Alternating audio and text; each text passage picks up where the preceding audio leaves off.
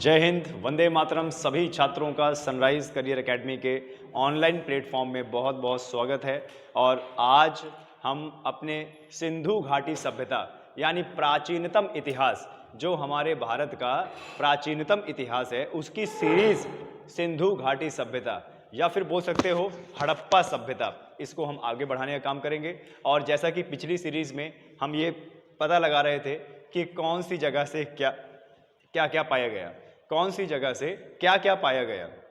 सिंधु घाटी सभ्यता, जो कि पूरा का पूरा शहर जमीन के नीचे दफन था, और जब उसको खोजा गया, ढूंढ निकाला गया, तो कई सारे पुरातात्विक के विभाग के जो बड़े बड़े अधिकारी थे, उन्होंने उत्खनन किया। और उत्खनन करने के बाद जो चीज़ें मिली हैं, कार्बन डेटिंग पद्धति से ये समय पता लगाया गया कि आखिरकार यह कितने साल पुरानी है। और आपको बता दें, जैसे भारत का भी क्षेत्र है और उत्तर प्रदेश का पाकिस्तान का भी क्षेत्र है, अफगानिस्तान का भी क्षेत्र है और बलूचिस्तान का भी क्षेत्र है। इतने पूरे क्षेत्र में उत्खनन के दौरान सिंधु घाटी सभ्यता में जो जो पाया गया, उससे हमें उस समय आज से लगभग 5000 साल पहले का एक समय पता लगता है।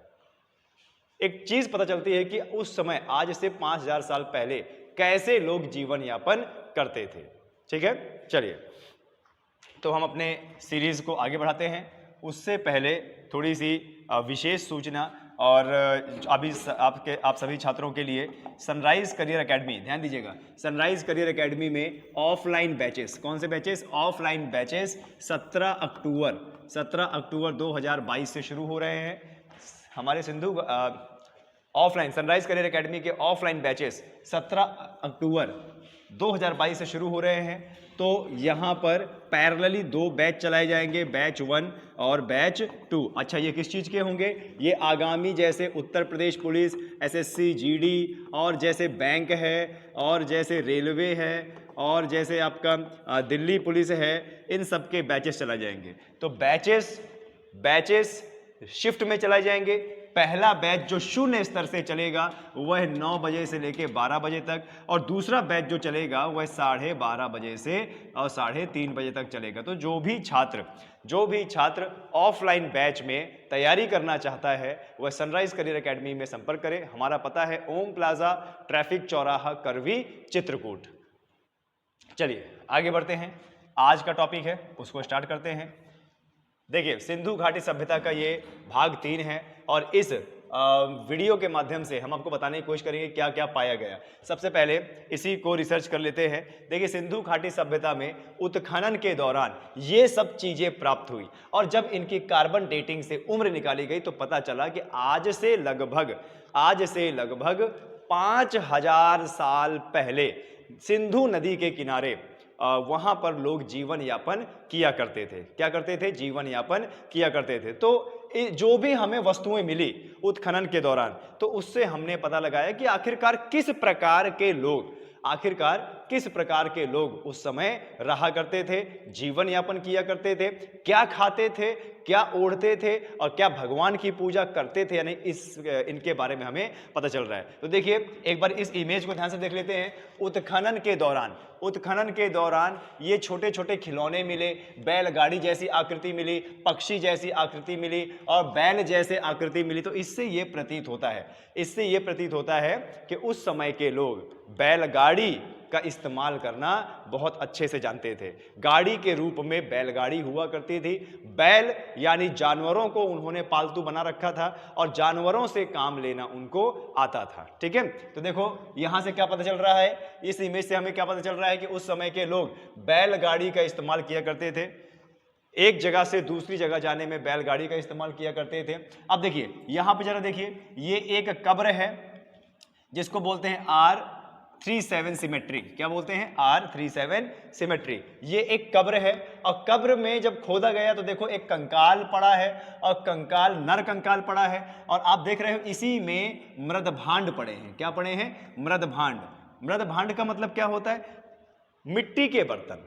आप देख पा रहे हैं, कब्र में कंकाल तो है, नर कंकाल तो है, लेकिन उसके साथ साथ में मटके भी हैं, और उसके साथ साथ में मृदभांड यानी मिट्टी के बने बर्तन हैं। तो हो सकता है कि उस समय ऐसी मान्यता रही हो हो सकता है ऐसी मान्यता उस समय रही हो कि जो व्यक्ति मर गया उसको दफनाते थे और उससे ताल्लुकात रखने वाली या उसकी जो भी चीज़ें हुआ करती थी, सोना चांदी, उसका जो भी खिलौने का सामान, या फिर वो बोल सकते हो जो जीवन यापन करने के लिए जो भी उसकी वस्तुएं हुआ करती थी, वह उसी कब्र में साथ साथ उसी के साथ साथ दफना दिया करते थे। या बोल सकते हैं हम कि जो भी व्यक्ति, महिला या पुरुष मृत होता था, जो भी उसकी वस्तुएं हुआ करती थी उसको मटके में भर के उसी कब्र के साथ दफन कर देते थे। ठीक है, ध्यान दीजिएगा, कंकाल के साथ मटके में भरा सोना चांदी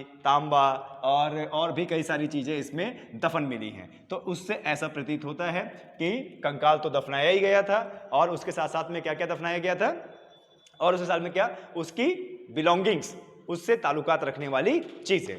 तो ये मिला है हमें। आगे देखते हैं, विशाल स्नानागार। देखो और क्या मिला है हमें, विशाल स्नानागार। ये कहां से मिला है, मोहनजोदड़ो से। ठीक है, ये कहां से मिला है हमें, मोहनजोदड़ो से। अब आप देखिए इस इमेज में, जरा ध्यान से देखिए कि जो ये विशाल स्नानागार है ये बढ़िया चौकोर आयत की आकृति में है। देखिए ऐसे लंबाई और चौड़ाई में, और आप देख पा रहे हैं कि इसके ये गहराई में है और गहराई में इसके अगल बगल सीढ़ियां हैं उतरने के लिए। देखिए ऐसे खड़ी सीढ़ियां भी हैं और धीमी ढाल वाली भी सीढ़ियां हैं। और इसमें आपको बता दें, एक नाली जुड़ती थी, दो प्रकार की नाली इसमें जुड़ती थी। एक नाली जो इसमें पानी भरती थी, देखिए साइड में हल्का सा नाली जैसा दिख रहा है ना, ऐसे करके इसमें पानी भरती थी, और एक दूसरी नाली हुआ करती थी जो इसका पानी बाहर शहर के बाहर किसी गड्ढे में निकालती थी। अब इसको देखने के बाद ऐसा प्रतीत होता है कि मोहनजोदड़ो के लोग, सिंधु घाटी सभ्यता के लोग यहाँ पर आते थे और यहाँ पर किसी खास पर्व में आते रहे होंगे, या हो सकता है कि यहाँ पर नहाने आते रहे होंगे। ऐसा भी प्रतीत होता है कि पुरुषों का समय अलग रहा होगा और महिलाओं का समय अलग रहा होगा। और इसी विशाल स्नानागार में आप देखेंगे यहाँ पे टूटे फूटे घर बने हुए हैं और कक्ष जैसे बने हुए हैं। ऐसा प्रतीत होता है कि ये कक्ष किस लिए बने रहे होंगे, वस्त्र बदलने के लिए। ठीक है, जैसे भी कोई नहा के आया, वस्त्र बदलना है, तो ये कक्ष बने रहे होंगे। आगे की आकृति देखते हैं। ये जो आकृति है, ये इसमें एक पुरुष को दर्शाया गया है और उसकी देखिए उसकी दाढ़ी बनी हुई है, बढ़िया जो है शेप्ड दाढ़ी है। और अगर हम देखेंगे इसमें, तो इन्होंने जो वस्त्र पहना है, तो वस्त्र एक कंधे से झूलता हुआ गाउन की तरह नीचे चला गया है, और जो वस्त्र है उसमें जरी का काम हुआ है। और आप देखोगे इसके हल्के से बाह में एक लॉकेट जैसा लगा है, बाह बंद लगा हुआ। इसका मतलब हम प्रतीत कर सकते हैं, अंदाजा लगा सकते हैं कि उस समय के लोग इस तरह से वस्त्र पहना करते थे, जिसका एक कंधे से टंगने के लिए हुआ करता था और पूरे गाउन की तरह पहना। और जो वो गाउन हुआ करता था वह बढ़िया चित्रित जरी का काम उसमें हुआ करता था, और वो लोग जैसे आभूषण के तौर पे बाजूबंद भी पहना करते थे। इस फोटो को, इस आकृति को, इस मूर्ति को देखते हुए हम ये अंदाजा लगा सकते हैं कि उस समय के लोग, जो जवान लोग हैं, जो एडल्ट लोग हैं, उनको दाढ़ी बनाने का भी शौक था। इस चित्र से हम पता लगा सकते हैं सिंधु घाटी सभ्यता के लोगों को। तो इससे देखिए पता लगा सकते हैं ना कि सिंधु घाटी सभ्यता के कितने एडवांस लोग थे। तो क्या हम बोल सकते हैं कि सिंधु घाटी सभ्यता ग्रामीण व्यवस्था वाली सभ्यता थी? नहीं, सिंधु घाटी सभ्यता कैसी व्यवस्था थी? शहरी व्यवस्था, इंग्लिश में बोलेंगे अर्बन व्यवस्था। ऐसा क्यों? क्योंकि जितने भी साक्ष्य हमें मिल रहे हैं और जिससे हम अंदाजा लगा पा रहे हैं, ऐसी व्यवस्थाएं तो कहां पे होती हैं? शहर में होती हैं। ठीक है, चलिए आगे देखिए। ये जो फोटो देख रहे हैं, आप देख रहे हैं कि यहाँ पे टूटे टूटे मकान बने हुए हैं, और इन टूटे टूटे खंडरों से, मकान से दूर कहीं एक ऊंचाई में एक भवन बना हुआ है। इसको बोलते थे क्या? सीटाडेल। क्या बोलते थे इसको? सीटाडेल। ठीक है, मोहनजोदड़ो, हड़प्पा में गांव के, या जो गांव समाज हुआ करता था, या फिर आप बोल सकते हो जहां पे लोग रहा करते थे,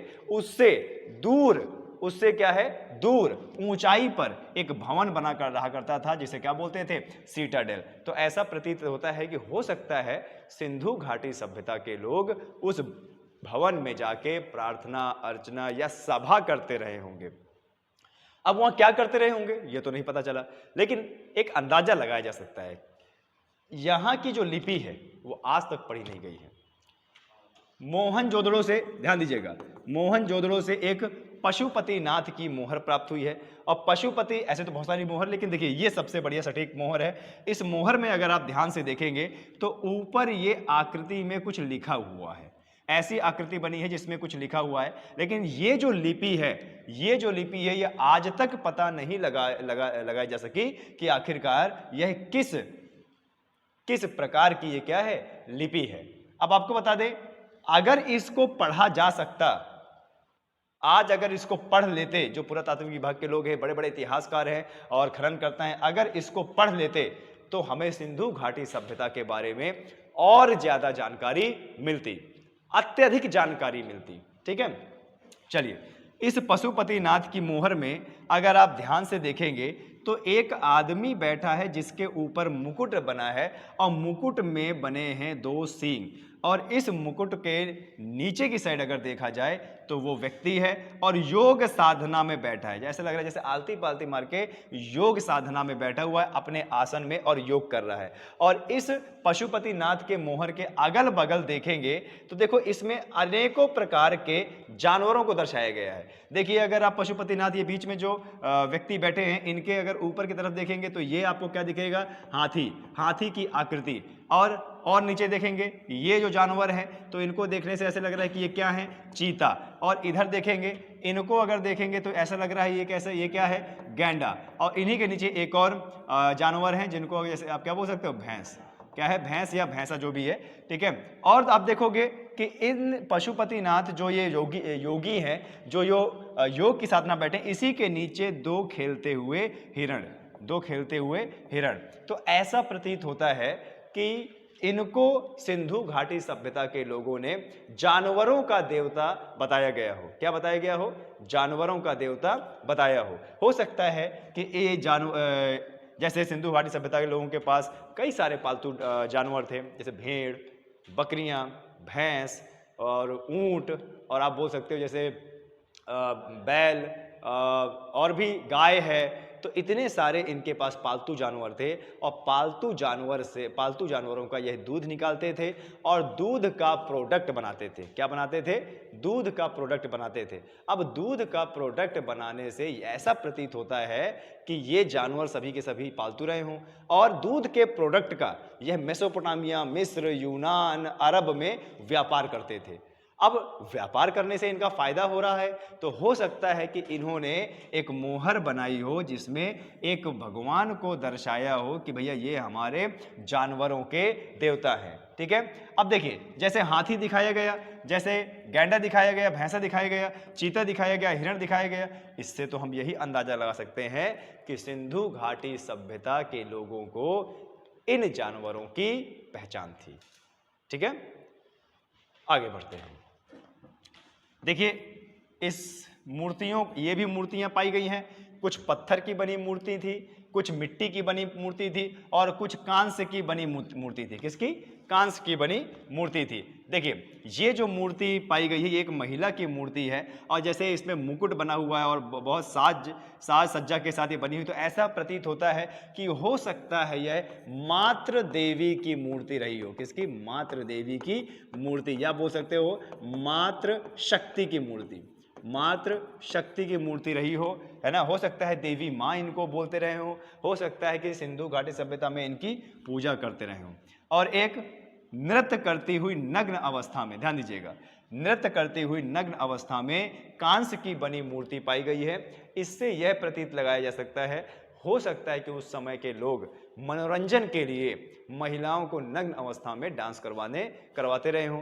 देखिए, ये एक मनगढ़ंत कहानियां है, इसका सिर्फ अंदाजा लगाया जा सकता है। ठीक है, हो सकता है कि इसका मतलब कुछ और हो, इसका प्रतीक कुछ और हो। ठीक है, ऐसी भी मूर्ति मिली है, महिला की ऐसी भी मूर्ति मिली है जिसके गर्भ से उगता हुआ पौधा भी दिखाया गया है। तो हो सकता है कि जिस महिला के गर्भ से उगता हुआ पौधा दिखाया गया हो सकता है कि वो धरती माँ का प्रतीक हो। जैसे धरती माँ हर साल हमें फसल देती है तो वो धरती माँ का प्रतीक रहा हो, क्योंकि वो खेती भी करते थे। ठीक है, चलिए आगे बढ़ते हैं।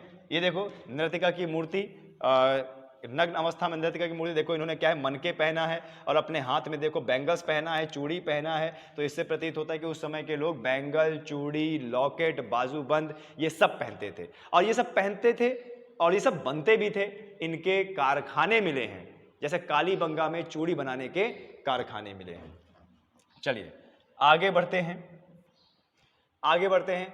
अब हम पता करेंगे, देखेंगे कि इससे पहले जो हम लेक्चर में पढ़ चुके हैं कि कहाँ कहाँ से क्या क्या पाया गया है, वो लेक्चर अधूरा था, आज उसको पूरा करते हैं। देखिए चनहूदड़ो, ये क्या है, चनहूदड़ो, ये कहाँ, ये साइड कहाँ की है, पाकिस्तान की। सिंधु घाटी सभ्यता की कहाँ की है, पाकिस्तान की है। और देखो यहाँ से क्या क्या पाया गया, चनहूदड़ो से पाया गया क्या, दवात, दवात जिसमें इंक रखी जाती थी, इंक पॉट पाया गया, इंक पॉट पाया गया जिसमें इंक रखी जाया करती थी, स्याही रखी जाया करती थी, वो यहां से पाया गया। मसी पात्र पाया गया, मनके बनाने के कारखाने, मनके बनाने के कारखाने, ये जरा देखिए इस तरीके से मनके बनाए जाया करते थे। ऐसे पत्थरों का और कई चमकीले पत्थरों का, रत्नों का इस्तेमाल किया जाता था मनके बनाने के लिए।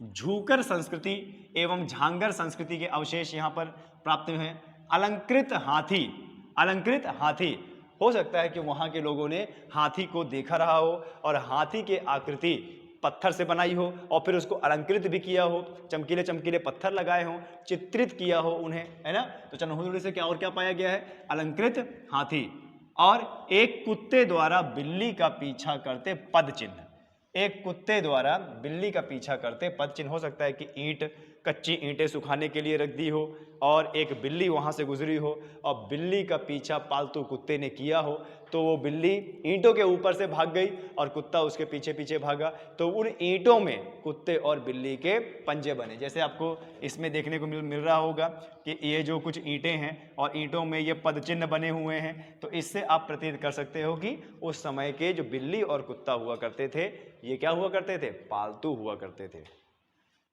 चलिए देखते हैं और क्या होते हैं। लिपस्टिक के साक्ष्य मिले हैं, किसके साक्ष्य मिले हैं, लिपस्टिक के साक्ष्य मिले हैं, ठीक है। और दुर्ग के साक्ष्य का अभाव है, यहां पे कोई भी सीटाडेल नहीं पाया गया। याद है ना सीटाडेल मैंने क्या बताया था, गांव समाज से दूर ऊंचाई वाला भवन, तो यहां पर पाया गया है। दुर्ग के साक्ष्य का अभाव यानी सीटाडेल यहाँ पे नहीं पाया गया।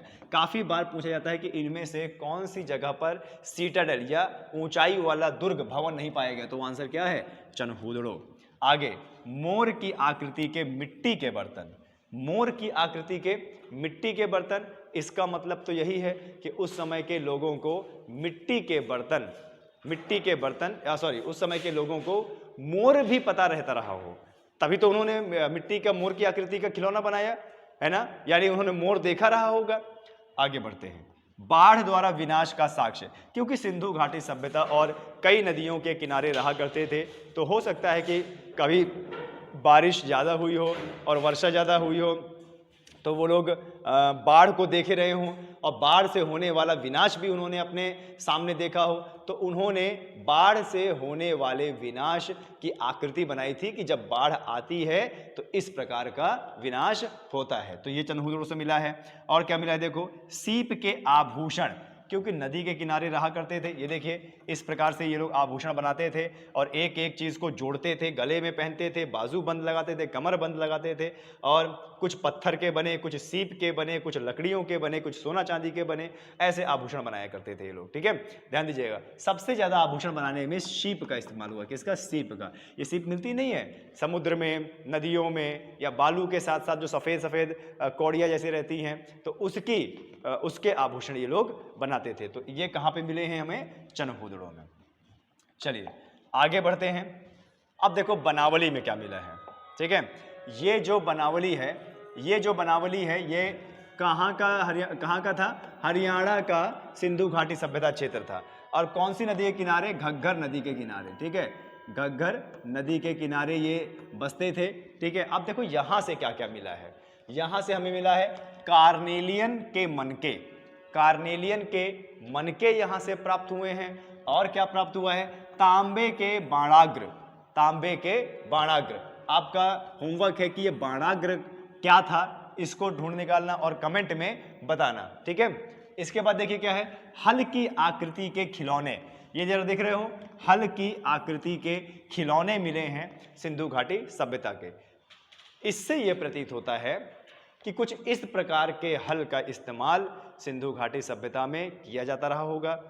हल को खींचने के लिए बैलों का इस्तेमाल किया जाता रहा होगा और हल वो लोग चलाते रहे होंगे अपने खेतों में कृषि कार्य के लिए। ठीक है, बाकी आप देखिए इसमें ये जैसे बैल का एक बिना कुबड़ के बैल का खिलौना है, ये यहाँ पर हो सकता है जेब्रा का हो। ये देखो एक कार्ट है, गाड़ी है, इसमें पहिए लगे हुए हैं। और देखिए ये दूसरी गाड़ी है जिसमें पहिए लगे हुए हैं, इसमें और इसमें दोनों में देखिए अंतर है। इस वाले आकृति में, इस वाली आकृति में दोनों में अंतर है। ये देखो यहाँ पर ये खिलौना पाया गया है जिसमें एक बैलगाड़ी है, एक पहिया है और उसको दो बैल खींच रहे हैं। ठीक है, तो इस प्रकार से उन्होंने जो उस समय अपना जीवन यापन करते थे उसी का खिलौना बना के अपने बच्चों को देते रहे होंगे और बच्चे खिलौने खेलते रहे होंगे। तो इससे हमें पता चलता है कि सिंधु घाटी सभ्यता में कुछ इस प्रकार से जीवन जिया जाता था। चलिए आगे बढ़ते हैं। हल का पूर्ण प्रारूप, देखिए ये रहा हल का पूर्ण प्रारूप। इस प्रकार से कुछ हल हुआ करता था। और देख रहे हैं यहाँ पे एक छोटा सा छिद्र है, यानी छिद्र, यहाँ पे कोई डंडा लगाया जाता रहा होगा जिसको बैल क्या है खींचे ताकि ये जुताई करे।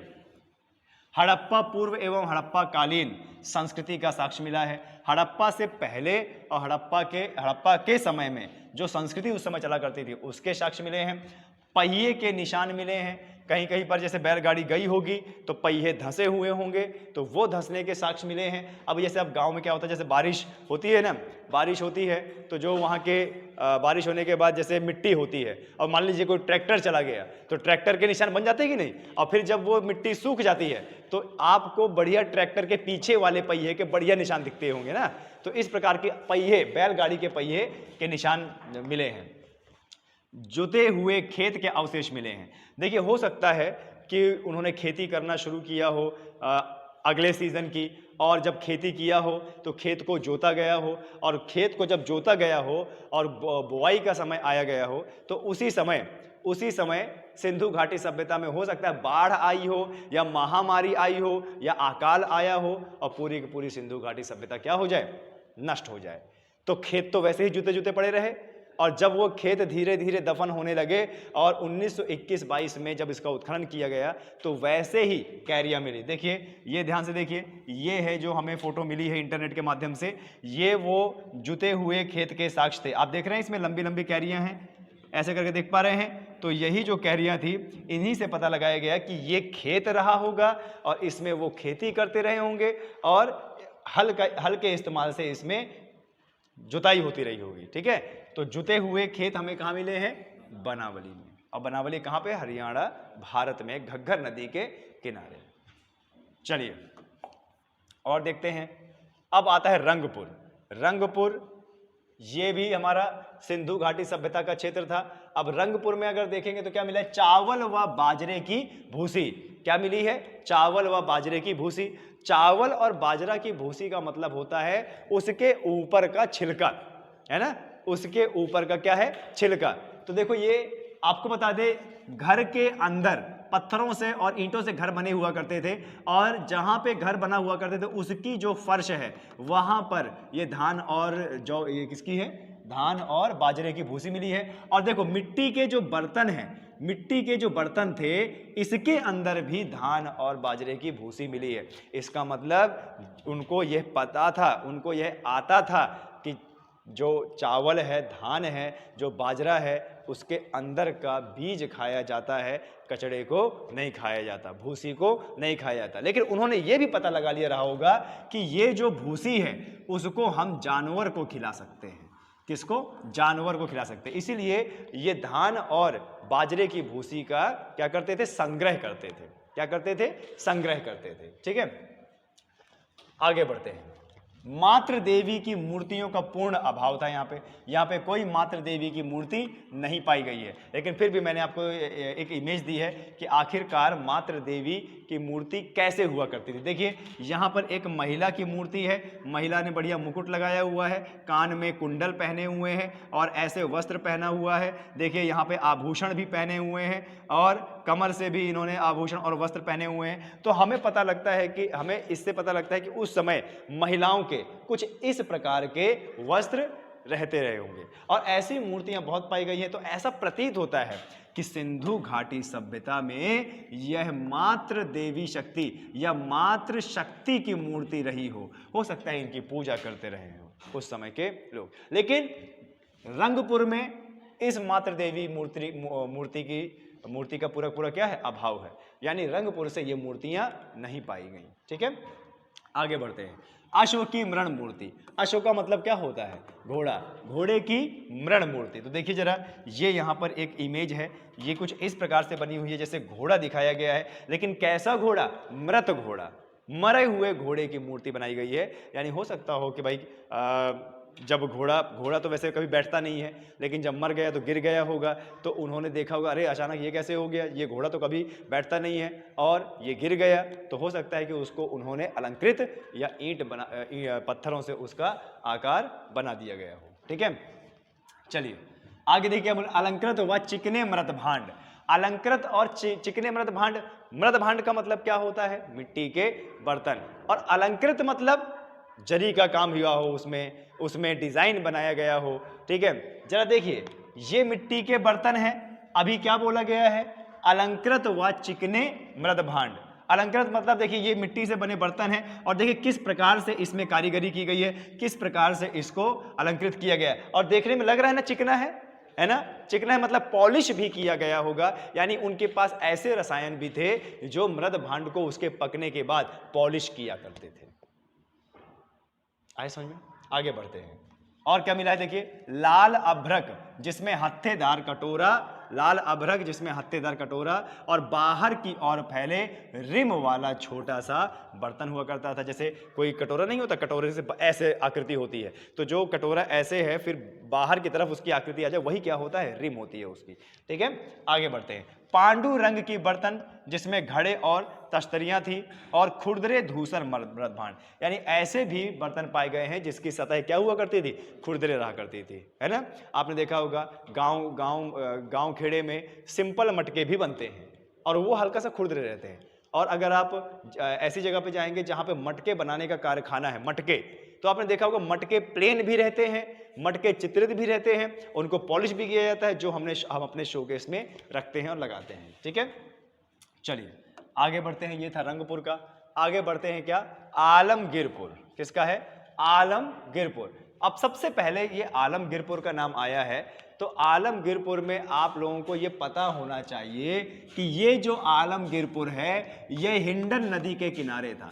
किसके किनारे था, हिंडन नदी के किनारे था। और ये हिंडन कहाँ था, उत्तर प्रदेश में। ठीक है, और उत्तर प्रदेश के कौन से जिले के पास था, ये मेरठ जिले के पास था। ठीक है, और ध्यान दीजिएगा, सिंधु घाटी सभ्यता का सबसे पूर्वी क्षेत्र था आलमगीरपुर। सिंधु घाटी सभ्यता का सबसे पूर्वी क्षेत्र क्या था, आलमगीरपुर। ठीक है, जो कि मेरठ जिले में था, हिंडन नदी के किनारे था। ठीक है, तो इतना आप लोगों को कम से कम इसके बारे में पता होना चाहिए। अच्छा, यहां से क्या पाया गया, 3 पायों वाली परातें। 3 पायों वाली परातें, जैसे हो सकता है कि एक बहुत बड़ी परात रही हो और परात को स्टेबल रखने के लिए उन्होंने उसके नीचे क्या तीन क्या बना दिए हों, उसके पांव बना दिए हों। ठीक है, मकान बनाने में 2 प्रकार की ईंटें इस्तेमाल होती थी, आज भी होती है ना गांव खेड़े में। 2 प्रकार की ईंटें, एक कच्ची ईंटें जिसको पकाया नहीं गया है और एक पक्की ईंटें, है ना। आज भी होती है ना गांव में, आपने देखा होगा कच्ची ईंटें कीचड़ बना के उसको जोड़ा जाता है ना। वो इतनी ज़्यादा मजबूत नहीं रहती, लेकिन फिर भी गांव में छोटे मोटे काम के लिए वो सही रहती है। ठीक है, तो आपको बता दें 2 प्रकार की ईंटें, कच्ची ईंटें और पक्की ईंटें का इस्तेमाल हुआ करता था। एक नांद पर अंकित चिन्ह, जिससे प्रतीत होता है कि लोग बारीक कपड़ा बुनना जानते थे। एक नांद था और नांद के ऊपर एक बहुत पतला कपड़ा ढका हुआ था। इससे यह प्रतीत होता है कि वो मोटे कपड़े और पतले कपड़े भी बनाना जानते थे। अब कपड़े किससे बनाते थे, कपास से। कपास की खेती करते थे ना। और सिंधु घाटी सभ्यता के लोग वो पहले लोग थे जिन्होंने कपास उगाना शुरू किया। ये इंपॉर्टेंट है। चलिए आगे बढ़ते हैं। आगे देखिए, कालीबंगा। अब क्या आया है, कालीबंगा। कालीबंगा की अगर हम बात करें तो सबसे पहले कालीबंगा कहां पे है, राजस्थान में है। ठीक है, और इसी कालीबंगा में क्या, किसके कारखाने, कंगन बनाने के चूड़ी बनाने के, ठीक है, लॉकेट बनाने के कारखाने में बने हैं और अलग अलग आकार की यहाँ पे चूड़ियाँ बना करती थी। और कालीबंगा में ढेरों चूड़ियाँ बना करती, लेकिन सबसे ज़्यादा चूड़ी बनती थी यहाँ पे काले रंग की चूड़ी। कौन सी चूड़ी? काले रंग की चूड़ी। तो देखो, अग्नि पूजा संबंधी जानकारी यहाँ से मिलती है।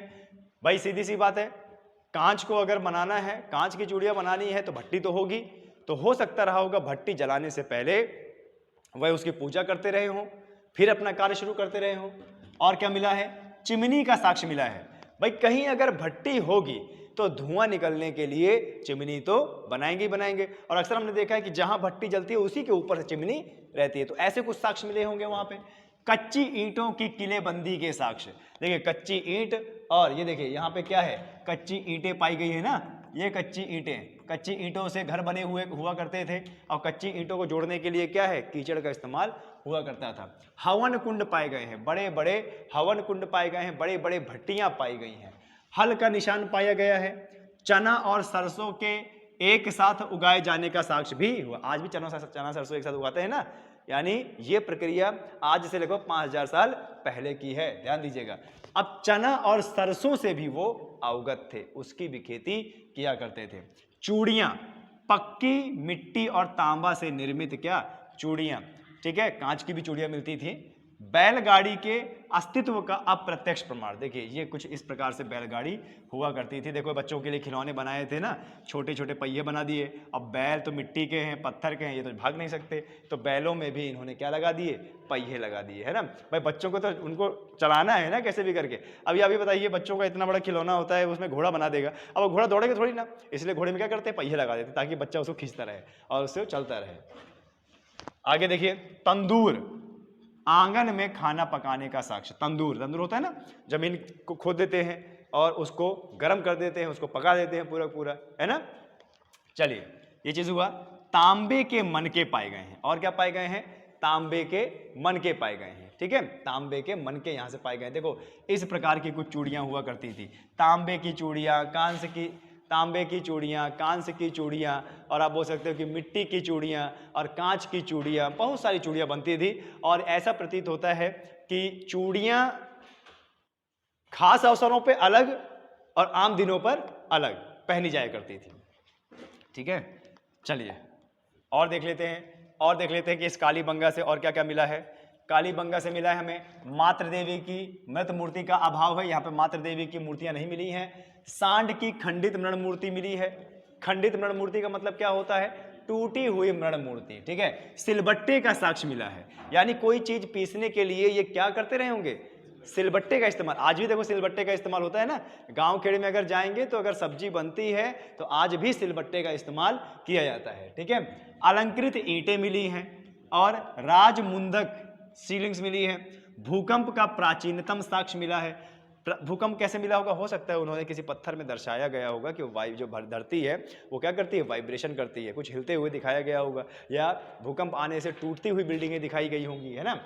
अश्व का अवशेष मिला है कालीबंगा से, और क्या मिला है, अश्व का अवशेष। देखिए अश्व का कंकाल भी मिल रहा है, अश्व के अवशेष भी मिल रहे हैं, पर यह प्रूफ नहीं मिल रहा कि अश्व यानी घोड़ा पालतू था या जंगली था।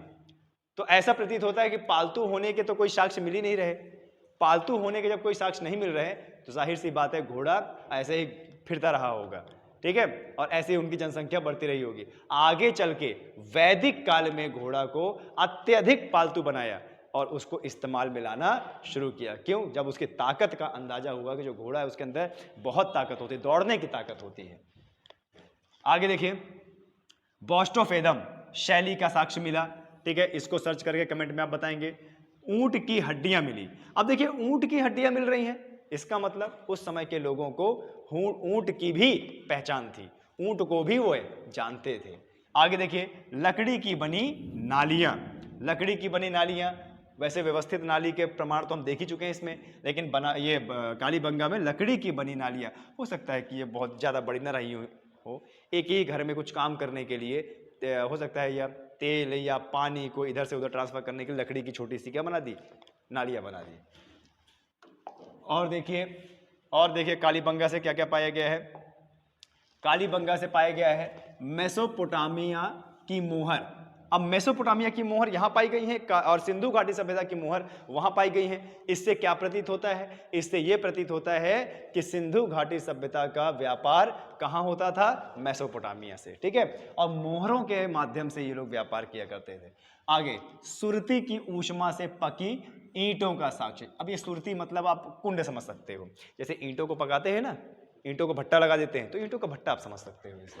निचले शहर के दुर्गीकृत होने का साक्ष्य, हड़प्पा पूर्व एवं हड़प्पा कालीन संस्कृति का साक्ष्य, कब्रिस्तान का साक्ष्य। कालीबंगा में कब्रिस्तान का साक्ष्य मिला है। हो सकता है कि जब आसपास के लोग मर जाते रहे हों तो कालीबंगा में उसे दफनाते रहे हों, है ना।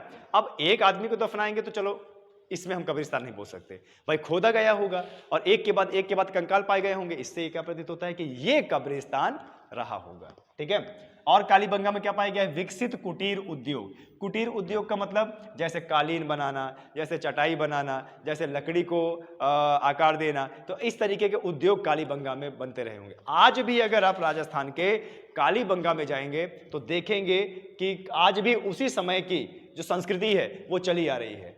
उस समय के जो उद्योग धंधे थे आज भी बराबर 5000 साल बाद वहां पर बन रहे हैं, ठीक है। चिकित्सकीय उपचार, खोपड़ी की शल्य क्रिया।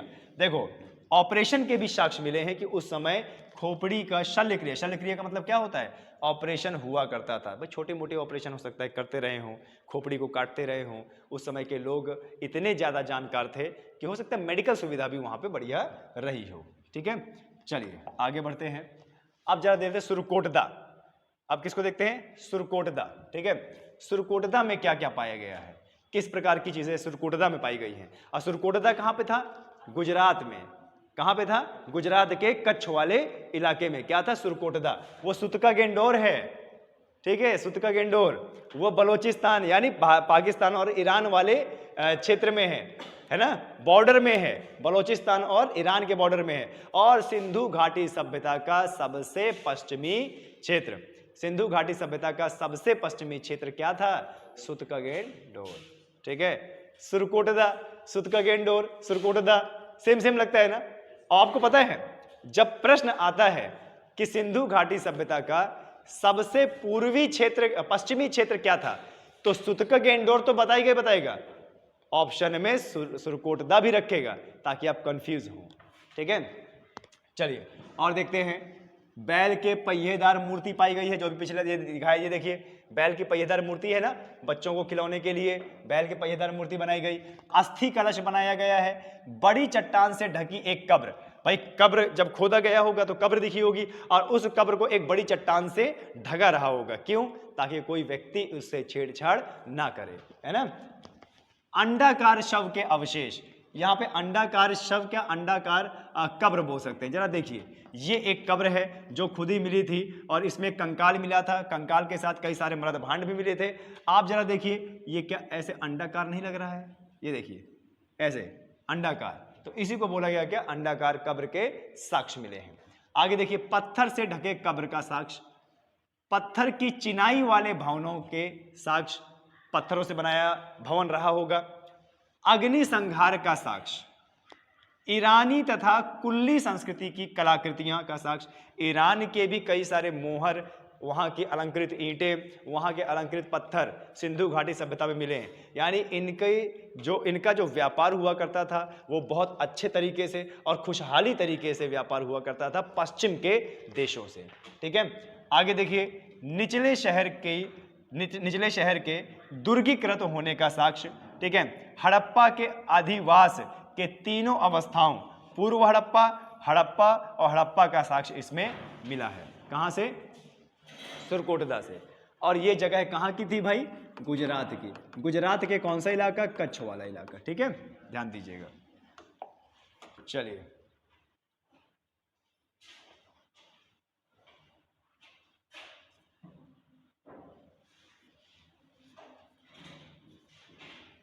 ओके, तो यहां से आज का हमारा लेक्चर सिंधु घाटी सभ्यता पार्ट 3 खत्म होता है और इसके बाद अब सिंधु घाटी के पतन का साक्ष्य हम लोग देखेंगे, ठीक है।